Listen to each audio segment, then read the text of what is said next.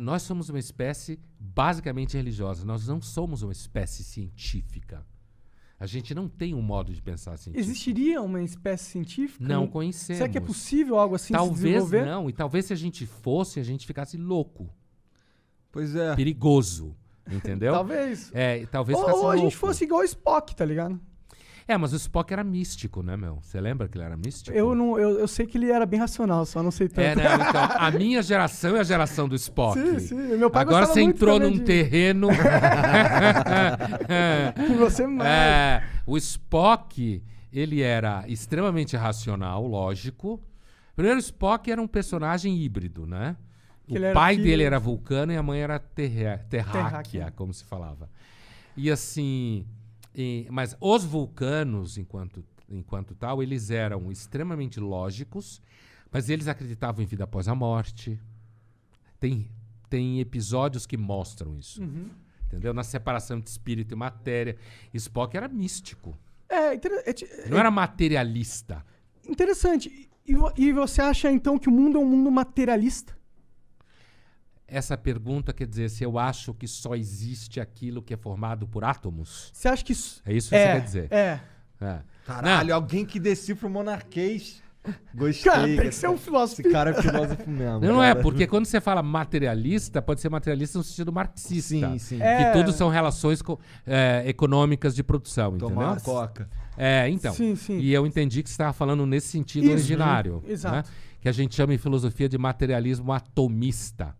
Né? Por causa do Epicuro, do Demócrito, na Grécia e tal. Eu vou te dar uma resposta bem cuidadosa, que é o seguinte. Até onde a gente consegue ter alguma certeza empírica, aparentemente tudo é matéria. Mas nós não temos como assegurar com absoluta certeza que não exista nada além da matéria.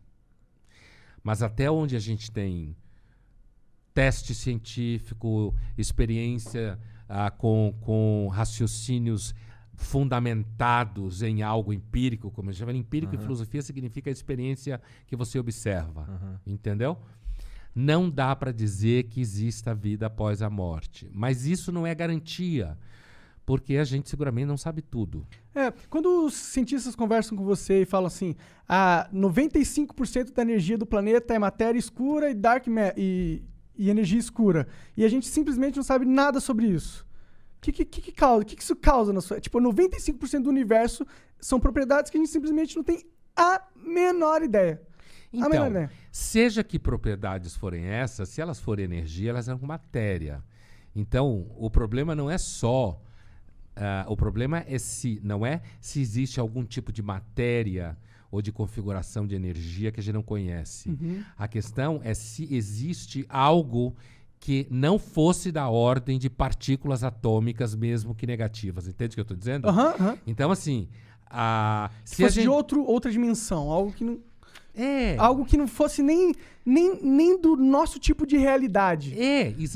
Algo que seja, como se fala em filosofia, transcendente. Que transcenda a imanência do ser, que envolve, inclusive, a antimatéria. Certo? Então, assim, dessa ordem que se acha que Deus seja, por exemplo.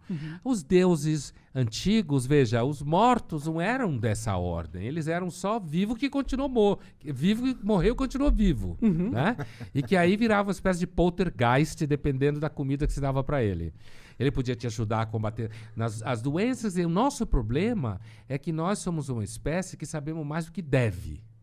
Aí eu concordo, eu acho que um cachorro é muito mais feliz que eu. Então, a gente sabe mais do que deve, mas a gente não sabe tudo o que precisa para saber. A gente tá no meio termo de merda.